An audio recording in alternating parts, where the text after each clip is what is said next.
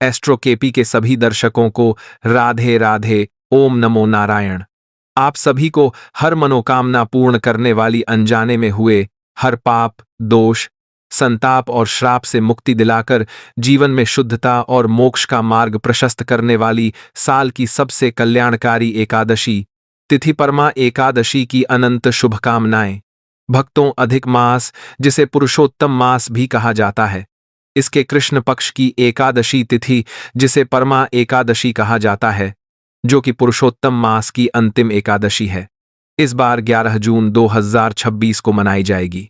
शास्त्रों में इसका महत्व बताते हुए स्वयं भगवान श्री कृष्ण ने युधिष्ठिर से कहा था कि यह एकादशी ब्रह्म हत्या जैसे भयंकर पापों, प्रेत योनि के कष्टों पर, निंदा और झूठ बोलने के पाप को भस्म करने के साथ हर प्रकार के श्राप और दुर्भाग्य से भी मुक्ति दिलाने की असीम शक्ति रखती है।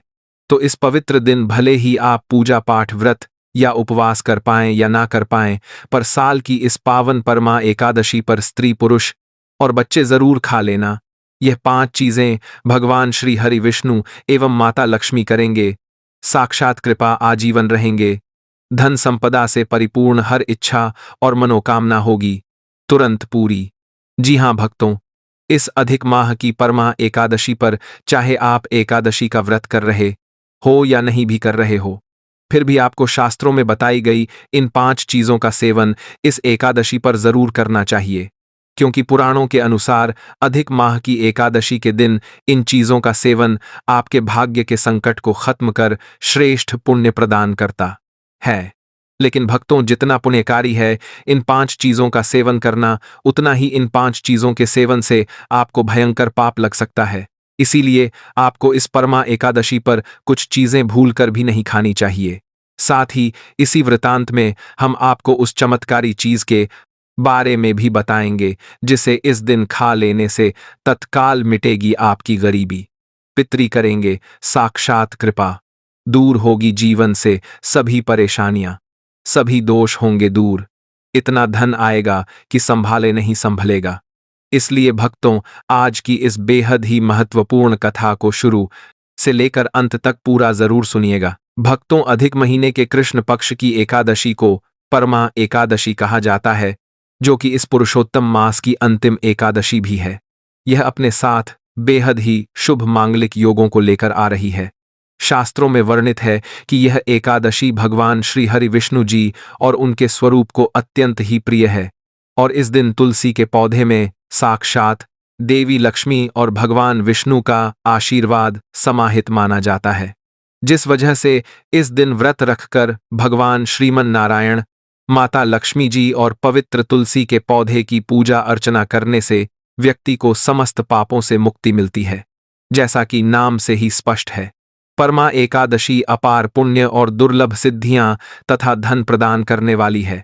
यह एकादशी भक्तों की सभी अधूरी इच्छाओं को पूर्ण करने और जाने अनजाने में हुए हर पाप, दोष और श्राप का नाश कर एक कवच की तरह रक्षा करते हुए अपार सुख समृद्धि देने वाली है। इसके प्रभाव से जीवन के सभी मानसिक और शारीरिक कष्ट मिट जाते हैं, आत्मा को शांति का वरदान मिलता है और लोग जीवन में सदा ही सुख भोग कर बैकुंठ धाम को जाते हैं। यह भी मान्यता है कि इस व्रत को करने के बाद प्राप्त पुण्य के प्रभाव से व्यक्ति को जीवन में किए गए सभी पापों से मुक्ति मिलती है और दरिद्रता दूर होती है। इसके साथ ही जीवन में आ रही रुकावटें दूर होती हैं और अपार धन संपदा आती है। इसीलिए चाहे आप महिला हो या पुरुष, आपको इस व्रत की जानकारी तो होनी ही चाहिए। इस एकादशी के दिन कुछ खास चीजों का सेवन आपके भाग्य के बंद किस्मत को खोलने की चाबी हो सकती है। भक्तों, इस एकादशी के दिन आपको भगवान को किस चीज का भोग लगाना चाहिए, जिससे आजीवन आपको अपने ऊपर भगवान श्री लक्ष्मी नारायण जी की विशेष कृपा और उनका आशीर्वाद प्राप्त हो सके। परमा एकादशी अधिक मास के कृष्ण पक्ष में आती है और यह पुरुषोत्तम मास की अंतिम एकादशी है। पंचांग के अनुसार एकादशी तिथि 10 जून की मध्य रात्रि 12:58 पर शुरू होकर 11 जून की रात्रि 10:37 तक रहेगी। ऐसे साथ ही में साल 2026 में यह व्रत 11 जून को गुरुवार के दिन रखा जाएगा। उदया तिथि के अनुसार इसी दिन व्रत मान्य रहेगा और व्रत का पारण अगले दिन यानी 12 जून को सुबह 5:23 से 8:10 के शुभ मुहूर्त के बीच किया जाएगा। परमा एकादशी का महत्व सभी कार्यों में अपार सफलता प्राप्ति, आरोग्य, हर प्रकार की मनोकामना पूर्ति, श्राप से मुक्ति, मोक्ष और भगवान विष्णु की कृपा पाने में है, जिससे जीवन में सुख समृद्धि आती है और मोक्ष मिलता है। पुराणों में वर्णन है कि जो भी व्यक्ति इस दिन सच्चे मन से क्षमा याचना करता है, उसके पूर्व जन्मों के पाप भी भस्म हो जाते हैं। इसलिए यह दिन जीवन में नई ऊर्जा और आत्मबल भरने वाला भी है। इस दिन व्रत, पूजा, दान और रात्रि जागरण से हजारों वर्षों की तपस्या का फल मिलता है और सभी मनोकामनाएं पूरी होती हैं। साल की सबसे बड़ी एकादशी में से एक यानी कि परमा एकादशी बहुत ही विशेष और समस्त मनोकामनाओं को पूर्ण करने वाली मानी जाती है, क्योंकि इस दिन व्रत और पूजा करने के साथ भगवान को अर्पित किए गए दशमी तिथि के तोड़े हुए पवित्र तुलसी दल को प्रसाद रूप में खाने मात्र से जीवन में चल रही समस्त परेशानियों से व्यक्ति को सदा के लिए छुटकारा मिल जाता है। वही जो लोग इस दिन व्रत रखकर भगवान की पूजा करते हैं, उन्हें भी इस खास चमत्कारी तुलसी दल और पीले फलों का भोग भगवान को जरूर लगाना चाहिए। और अगले दिन यानी कि द्वादशी तिथि को आप पारण करने के बाद प्रसाद स्वरूप इन चीजों का सेवन कर सकते हैं। साथ ही भक्तों, हमारे रसोई घर में मौजूद रोजमर्रा में खाई जाने वाली शास्त्रों में निषेध कुछ ऐसी चीजों के बारे में भी बताऊंगा जिन्हें आपने इस दिन भूलकर भी खाना तो दूर स्पर्श भी कर लिया तो आपको एकादशी तिथि पर मांस को खाने के बराबर पाप लग सकता है। सबसे पहले यदि हम अधिक माह की एकादशी तिथि के महत्व की बात करें तो इसे एकादशी का व्रत बहुत ही खास माना जाता है। अगर कोई श्रद्धा भाव से इसे करता है तो उसकी सभी इच्छाएं पूरी होती ही हैं। खासकर जिनके जीवन में सालों से कोई स्वास्थ्य संबंधी समस्या चल रही हो या फिर नौकरी रोजगार में कोई दिक्कत का सामना करना पड़ रहा हो, जिसके प्रभाव से यदि आप अपने जीवन में लाख कोशिशों के बावजूद भी सफलता हासिल नहीं कर पा रहे हैं, तो इस एकादशी के दिन व्रत रखकर भगवान के चरणों में अर्पित सिर्फ एक तुलसी दल के सेवन से ही आपके जीवन से रोग और दरिद्रता दूर होगी और आप अपने जीवन में ऊंचाइयों को छुएंगे। वहीं भक्तों, जितना जरूरी है इस दिन उस गुप्त चीज को खाना, उतना ही जरूरी है इस दिन कुछ चीजों को खाने से बचना। शास्त्रों में बताई आज्ञा अनुसार कुछ चीजों का सेवन करना पूर्णतः वर्जित है। इस एकादशी के दिन अगर आपने यह एक खास चीज खा ली या घर में बना ली तो आपके और आपके पूरे परिवार को भगवान श्री लक्ष्मी नारायण जी के क्रोध का सामना करना पड़ेगा। देखिए भक्तों, वैसे तो हर माह में 2 एकादशी तिथि आती है, लेकिन इन सभी एकादशी तिथि में कुछ ऐसी एकादशी तिथि हैं जिनका सबसे ज्यादा महत्व है।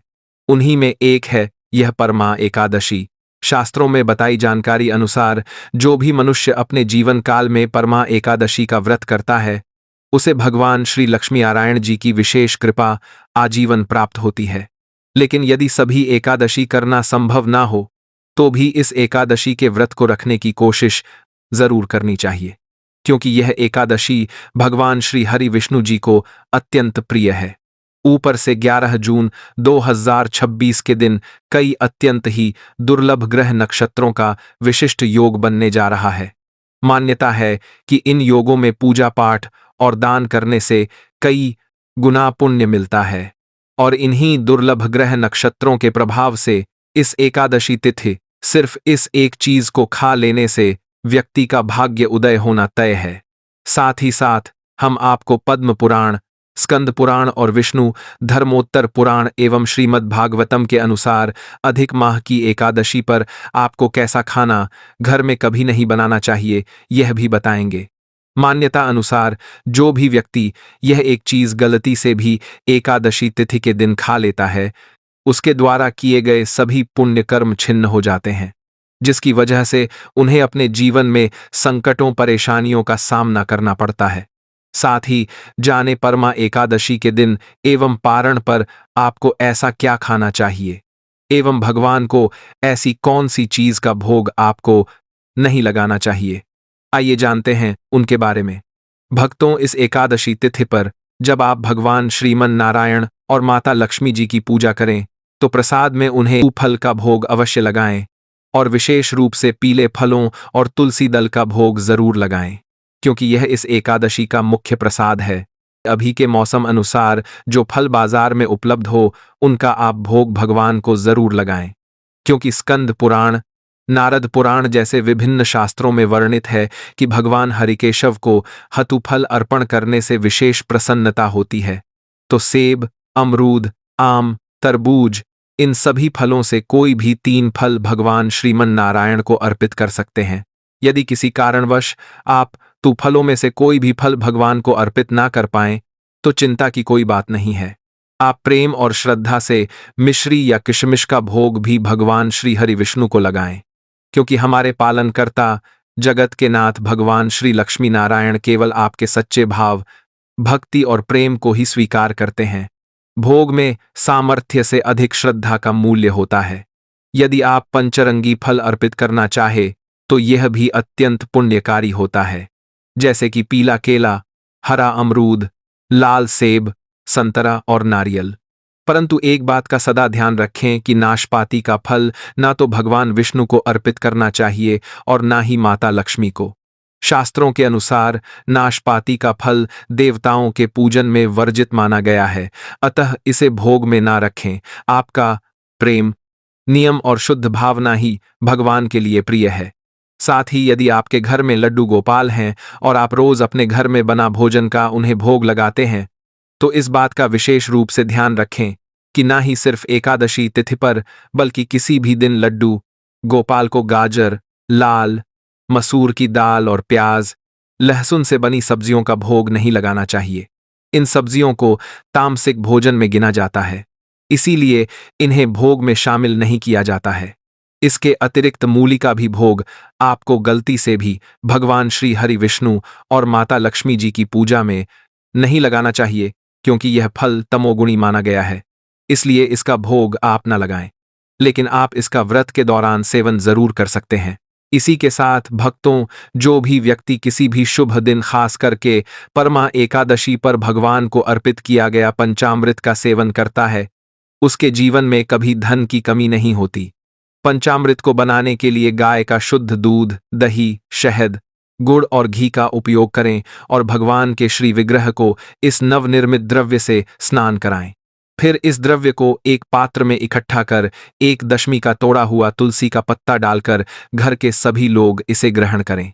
मान्यता है कि भगवान के पंचामृत को ग्रहण करने वाले लोग कभी भी आकस्मिक दुर्घटना के शिकार नहीं होते, क्योंकि भक्तों भगवान के पंचामृत में अत्यंत शक्ति विद्यमान होती है, जिसके सेवन मात्र से ही व्यक्ति के कोटि जन्मों के पाप कर्म तत्काल समाप्त हो जाते हैं। इसलिए भक्तों, इस एकादशी पर आप भगवान को पंचामृत अवश्य अर्पित करें। साथ ही इस एकादशी पर श्री हरि विष्णु जी को पीले पुष्प और तुलसी दल अवश्य अर्पित करें। यह बहुत ही शुभ और मंगलकारी माना जाता है। इसके अलावा विशेष रूप से इस दिन मखाने की खीर बनाकर श्री लक्ष्मी नारायण को अर्पित करना अत्यंत फलदायी होता है। धर्मशास्त्रों के अनुसार मखाना स्वयं जल तत्व से उत्पन्न कुल उत्पन्न होता है। भक्तों, एक बात का आप विशेष ख्याल रखें कि चाहे जो भी भोग आप भगवान को लगाएं, पर उसमें तुलसी माता के पत्ते आपको जरूर चढ़ाने चाहिए, क्योंकि बिना तुलसी दल के भगवान भोग स्वीकार ही नहीं करेंगे। इसी तरह अधिक माह की इस एकादशी पर भगवान गणेश को दूर्वा घास अर्पित करना भी बहुत ही शुभ माना गया है।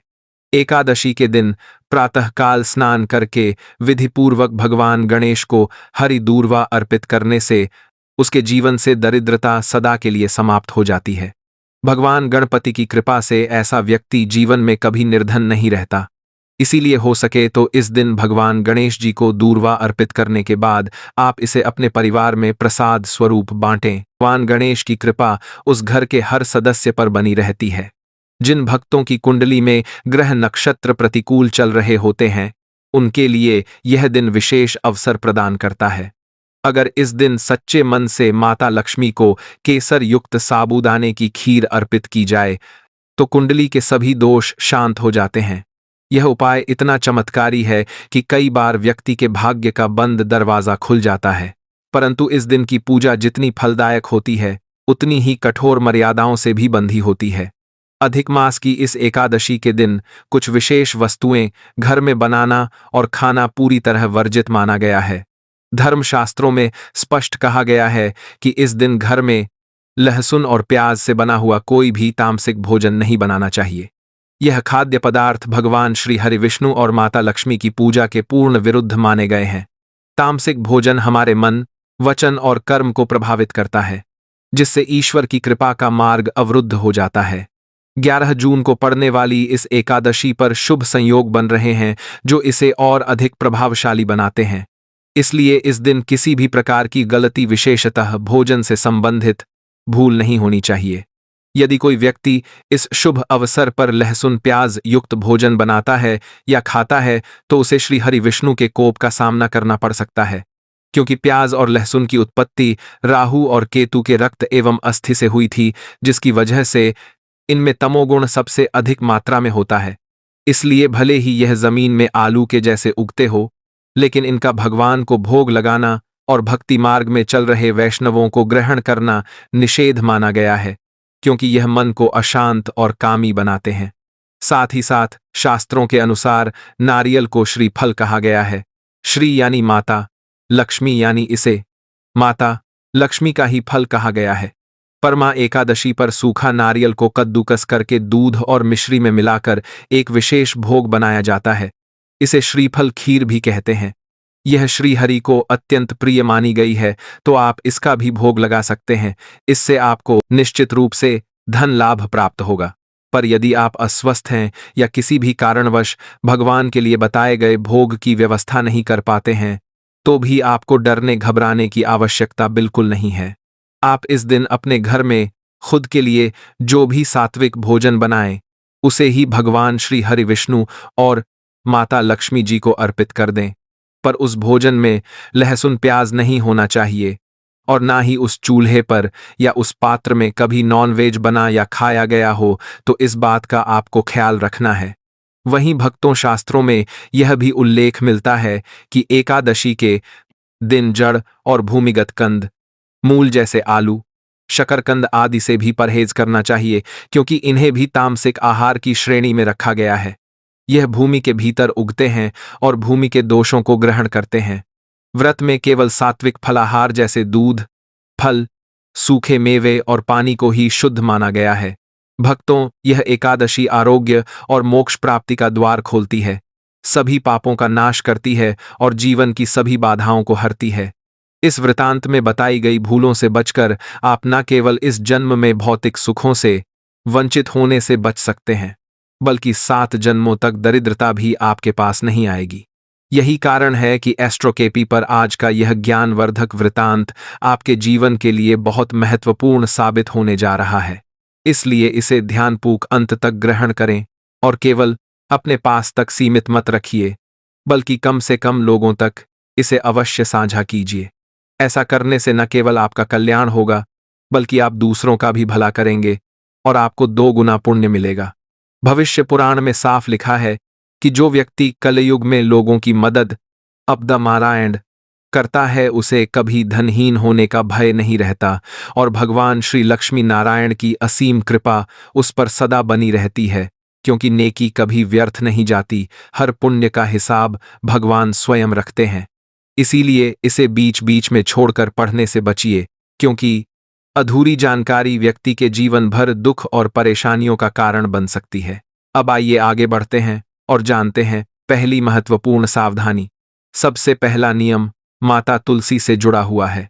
तुलसी माता को लक्ष्मी जी का प्रतिरूप माना गया है और भगवान श्री हरि विष्णु तथा उनके सभी अवतारों की पूजा तुलसी पत्र के बिना अधूरी मानी जाती है।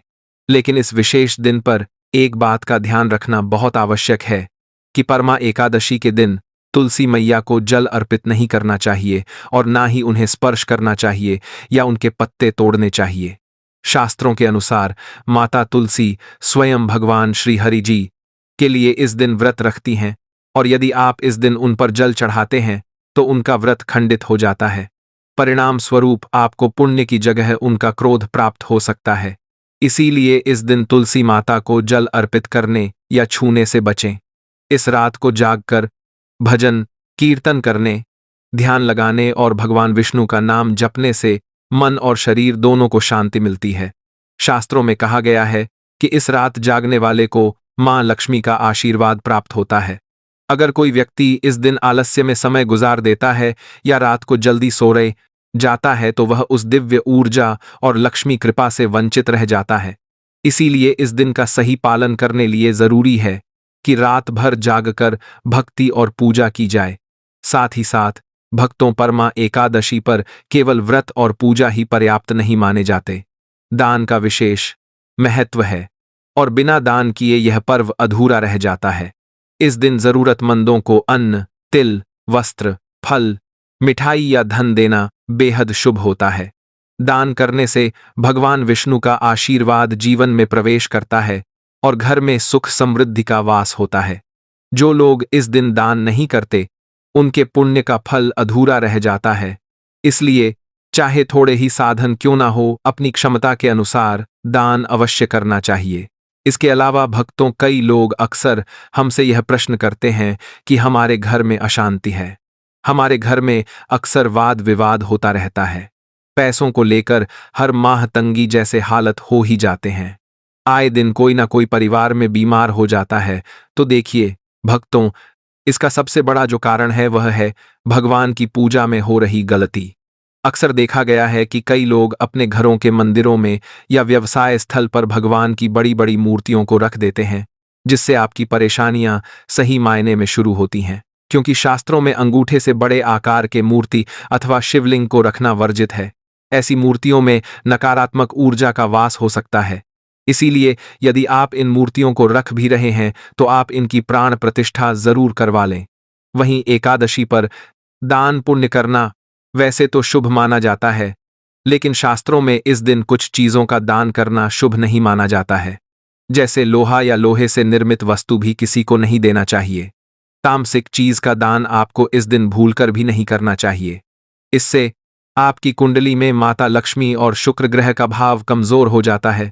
साथ ही साथ आपको इस दिन भूलकर भी एक दूसरे से लड़ाई नहीं करनी चाहिए। माना जाता है कि इस मतभेद से बड़ी परेशानी पैदा हो जाती है।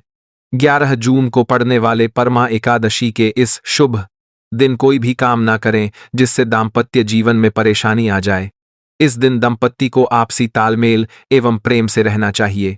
परमा एकादशी के दिन पति पत्नी को संयम और ब्रह्मचर्य का पालन करना चाहिए, क्योंकि इस दिन व्रत का प्रभाव मन पर होता है और संयम टूटने से ऊर्जा की क्षति होती है एवं भगवान तक पहुंचने के मार्ग में बाधा आ जाती है।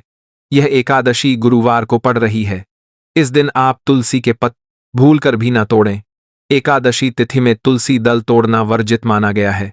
इससे माता तुलसी को भयंकर कष्ट होता है, जिससे आपको पुण्य की जगह उनके क्रोध का सामना करना पड़ सकता है। इसीलिए इस दिन माता तुलसी से जुड़ी सावधानी आपको जरूर बरतनी चाहिए। अब बहुत सारे लोग कहेंगे भगवान श्री लक्ष्मी नारायण की पूजा बिना तुलसी के पत्तों की नहीं होती है। तो ऐसे में भक्तों, आप तुलसी माता के समीप जो गिरे हुए सूखे पत्ते होंगे उनका भी इस्तेमाल आप एकादशी पूजन में कर सकते हैं, या फिर एक दिन पहले ही पत्ते तोड़ कर रख लें। पर इस दिन आप तुलसी माता और भगवान शालिग्राम जी के समक्ष शाम के वक्त एक घी का दीपक जरूर प्रज्वलित करें। लेकिन महिलाएं भूलकर भी बाल खोलकर तुलसी मैया की पूजा ना करें। चलिए जानते हैं अगली गलती के बारे में, जिसे कि हमें परमा एकादशी के पावन दिन में नहीं करना चाहिए। हमारे ब्रह्मवैवर्त पुराण एवं पद्म पुराण में स्पष्ट लिखा हुआ है कि यह दिन भगवान श्री लक्ष्मी नारायण जी का होता है। इस दिन भगवान नारायण लक्ष्मी के साथ स्वयं धरती लोक पर विशेषकर गंगा जल में वास करते हैं। ऐसे में यदि कोई भी व्यक्ति गलती से भी मांस, मदिरा या तामसिक भोजन का प्रयोग करता है तो लक्ष्मी माता ऐसे मनुष्य के घर का त्याग सदा के लिए कर देती हैं। भक्तों, एकादशी के दिन तामसिक भोजन का एक निवाला खाना भी गौमांस खाने के तुल्य माना गया है। ऐसे लोग आकस्मिक दुर्घटना के शिकार भी हो सकते हैं। इसीलिए भक्तों, अपने और अपने पूरे परिवार की सकुशलता के लिए इस दिन इन विशिष्ट भोजनों का सेवन ना करें। यानी साथ ही इस दिन महिलाएं एवं पुरुष घर में तामसिक चीजों का प्रयोग ना करें और ना ही अपने घर के किसी भी सदस्य को करने दें। चलिए भक्तों, अब हम जानते हैं तीसरी गलती के बारे में, जिसे कि आपको परमा एकादशी के इस पावन दिन में भूलकर भी नहीं करनी चाहिए। तो देखिए, भक्तों, परमा एकादशी के दिन उपवास रखकर भगवान श्री लक्ष्मी नारायण जी की पूजा आराधना करने से व्यक्ति को समस्त जन्म जन्मांतर के पापों से मुक्ति और मोक्ष की प्राप्ति होती है और शत्रुओं पर विजय मिलती है।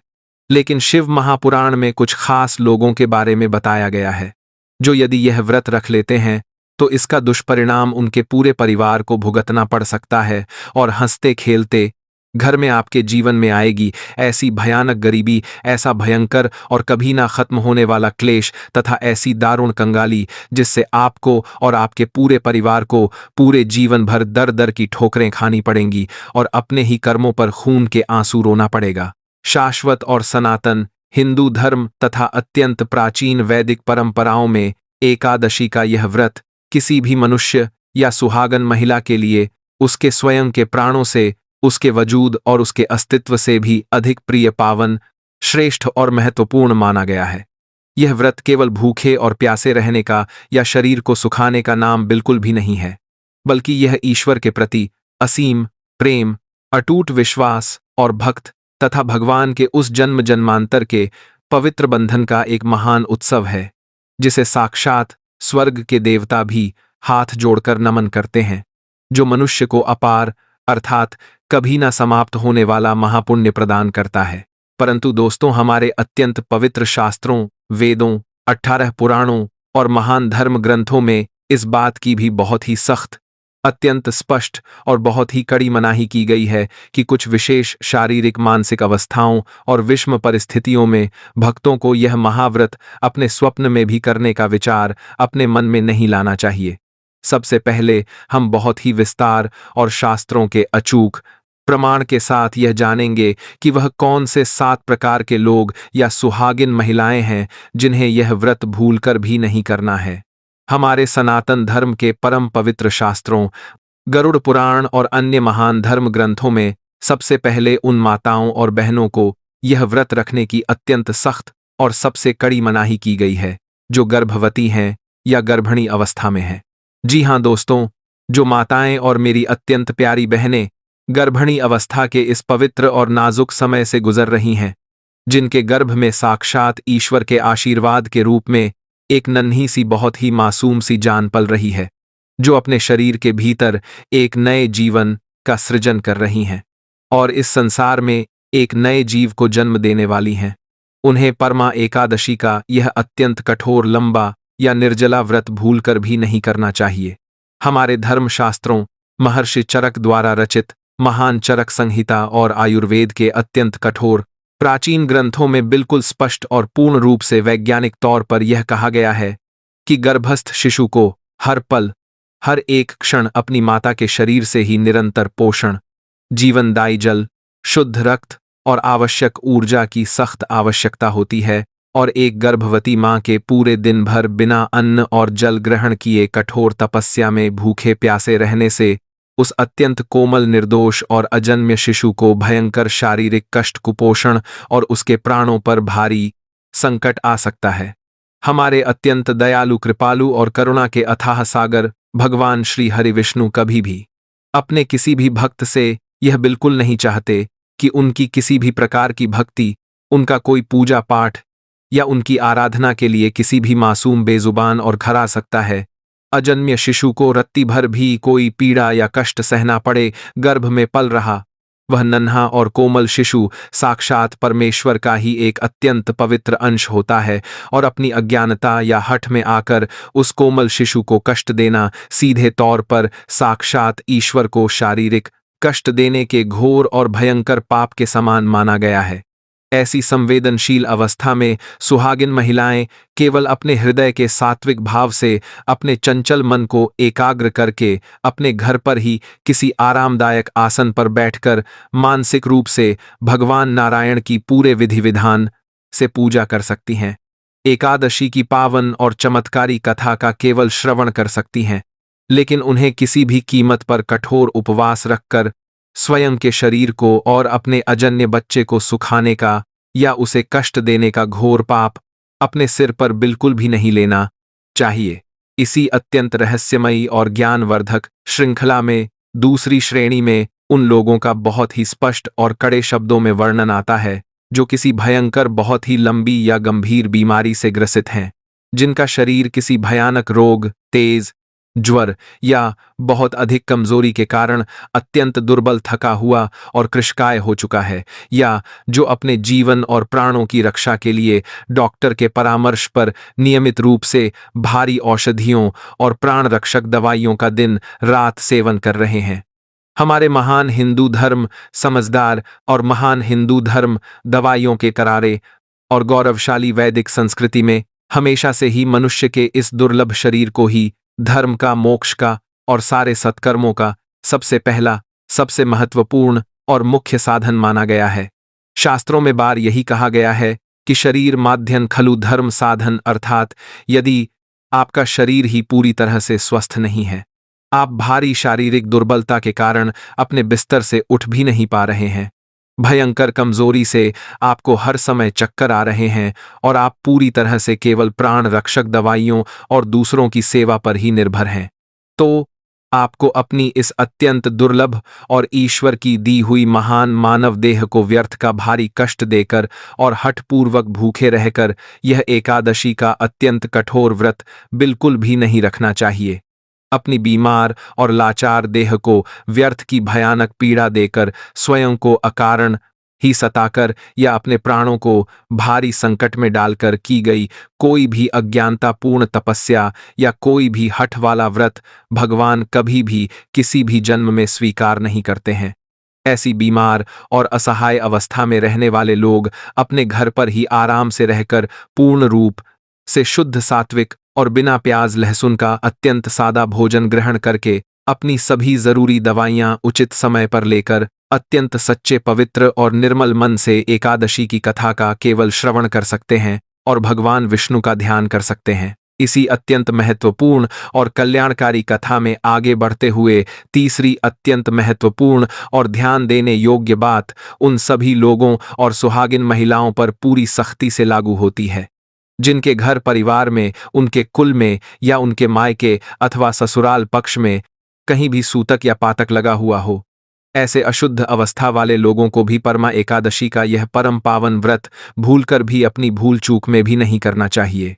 दोस्तों, आप सभी भली भांति जानते होंगे कि जब हमारे परिवार, हमारे वंश या कुल में किसी नए और नन्हे शिशु का जन्म होता है तो पूरे घर में जन्म का सूतक काल लग जाता है। और ठीक इसी प्रकार जब दुर्भाग्यवश किसी अत्यंत आत्मीय जन, रिश्तेदार या परिवार के किसी सदस्य की दुखद मृत्यु हो जाती है तो मृत्यु का पातक लग जाता है। इस निर्धारित और अशुद्ध अवधि में, जो कि अलग अलग मान्यताओं के अनुसार कुछ दिनों तक चलती है, किसी भी प्रकार के देवी देवता की प्रत्यक्ष रूप से कोई पूजा करना, उनके निमित्त कोई भी व्रत या उपवास रखना, घर के पवित्र मंदिर या किसी भी देव स्थान में प्रवेश करना, भगवान शालिग्राम या साक्षात नारायण का रूप माता तुलसी को अपने हाथों से स्पर्श करना पूर्णतः सर्वथा और पूरी कठोरता के साथ वर्जित होता है। सूतक या पातक काल के दौरान घर के संपूर्ण वातावरण और मनुष्य के शरीर दोनों में ही भारी आध्यात्मिक अशुद्धि, भयंकर मलिनता और एक प्रकार की नकारात्मक ऊर्जा का वास माना जाता है। इसलिए इस अशुद्ध और अपवित्र समय के दौरान व्रत रखने, कोई भी धार्मिक अनुष्ठान करने, भगवान के सामने दीपक जलाने या भगवान की अत्यंत पवित्र मूर्तियों को अपने अपवित्र हाथों से स्पर्श करने से किसी भी प्रकार के पुण्य की बजाय मनुष्य को भारी दोष, भयंकर देव अपराध और घोर नरक में ले जाने वाला पाप लगता है। इसके साथ ही चौथी सबसे प्रमुख और विशेष अवस्था उन स्त्रियों की है जो रजस्वला हैं। रजस्वला यानी जो स्त्रियां अपने मासिक धर्म के प्राकृतिक चक्र से गुजर रही हैं, उन्हें भी परमा एकादशी के इस अत्यंत पवित्र दिन अत्यंत विशेष सावधानी, पूरी सतर्कता और नियमों का अत्यंत कठोरता से पालन करना चाहिए।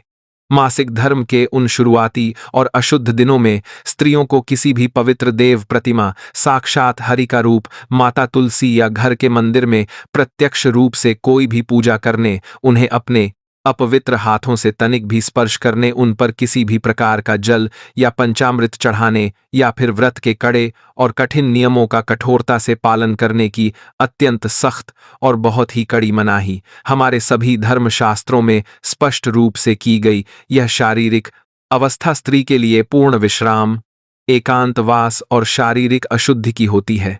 इस विशेष समय में स्त्री के शरीर की प्राकृतिक ऊर्जा हमेशा नीचे की ओर प्रवाहित होती है, जबकि किसी भी आध्यात्मिक कार्य और पूजा पाठ की सकारात्मक ऊर्जा को हमेशा ऊपर की ओर उठना चाहिए। यदि 11 जून को बादन के शाम अलग अलग हमेशा अलग अलग बादन कार्य होती है, जमदा एकादशी व्रत के दिन अचानक से ऐसी स्थिति आ जाए तो महिलाओं को निराश होकर रोने या बिल्कुल भी दुखी होने की कोई आवश्यकता नहीं है। वे स्वयं पूजा करने के बजाय किसी अन्य पवित्र स्त्री, अपनी पड़ोसन या सबसे श्रेष्ठ है कि अपने जीवन साथी यानी अपने पति या परिवार के किसी अन्य सदस्य से पूरे विधि विधान से संकल्प करवाकर यह पूजा संपन्न करवा सकती हैं और दूर बैठकर एकांत में मानसिक जाप कर सकती हैं। भक्तों, अब हम विस्तार से बात करते हैं उन लोगों और महिलाओं की जिनका वास्तविक स्वभाव और जिनका दैनिक आचरण एकादशी के इस महान और पवित्र व्रत की मूल भावना के बिल्कुल ही विपरीत और एकदम उल्टा है। 5वीं श्रेणी में उन दुर्भाग्यशाली और अज्ञानी लोगों का नाम आता है जिन्हें यह व्रत अपने सपने में भी रखने का दुस्साहस नहीं करना चाहिए, जिनके कठोर और विषैले मन में अपने माता पिता, अपने गुरु या अपने जीवन साथी के प्रति तनिक भी सम्मान, प्रेम या आदर का कोई भाव ना हो, जो बात पर अत्यंत अकारण ही अपने से बड़ों का घोर अपमान करते हो, उन्हें समाज और परिवार के सामने हर समय नीचा दिखाते हो और हर समय दिन रात उनसे बिना बात का क्लेश करते हो। दोस्तों, आपको यह गहराई से समझना होगा कि परमा एकादशी का यह महाव्रत कोई साधारण दिन नहीं है, बल्कि यह महान धर्म, असीम और निस्वार्थ प्रेम, जीवन भर के अटूट विश्वास और भगवान के प्रति संपूर्ण और बिना किसी शर्त के समर्पण का सबसे बड़ा, सबसे भव्य और सबसे पवित्र प्रतीक है। जो मनुष्य या स्त्री आज के इस समय में अपने परिजनों से सदैव कटु वचन बोलते हैं, अपने मुंह से हमेशा जहर उगलते हैं, उनका कदम कदम पर तिरस्कार करते हैं, हर समय अपने ही घर में महाभारत और कलह का भयंकर वातावरण बनाकर रखते हैं, अपने वृद्ध माता पिता या लाचार सास ससुर को अकारण ही भारी शारीरिक और मानसिक कष्ट देते हैं और अपने ही लोगों को अपना परम शत्रु समझते हैं, उन लोगों का यह इतना बड़ा और महान व्रत करना केवल और केवल समाज के सामने एक झूठा पाखंड, एक बड़ा ढोंग और लोगों के बीच अपनी महानता का दिखावा मात्र रह जाता है।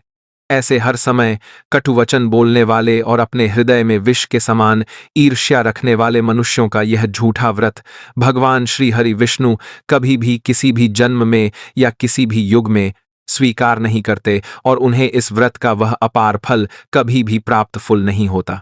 इसके अतिरिक्त 6ठी श्रेणी में वह मूर्ख और अज्ञानी लोग आते हैं जो केवल और केवल ईर्ष्या द्वेष जलन की भयंकर भावना से या सिर्फ समाज और अपने मोहल्ले में अपनी धर्मपरायणता और धन दौलत का झूठा दिखावा करने के लिए यह पवित्र व्रत रखते हैं। आजकल के इस घोर कलयुग में अपने पड़ोसियों, मित्रों या अपने अमीर रिश्तेदारों को देखकर सिर्फ और सिर्फ एक अंधी प्रतिस्पर्धा और झूठी होड़ की भावना से ऐसे लोग अत्यंत सज धज कर भारी भरकम आभूषण पहनकर पूजा करने चले जाते हैं। लेकिन अगर उनके हृदय के भीतर गहराई से झांक कर देखा जाए तो वहां भगवान के लिए या दीन दुखियों के लिए कोई सच्चा प्रेम, करुणा या दया का तनिक भी भाव नहीं होता।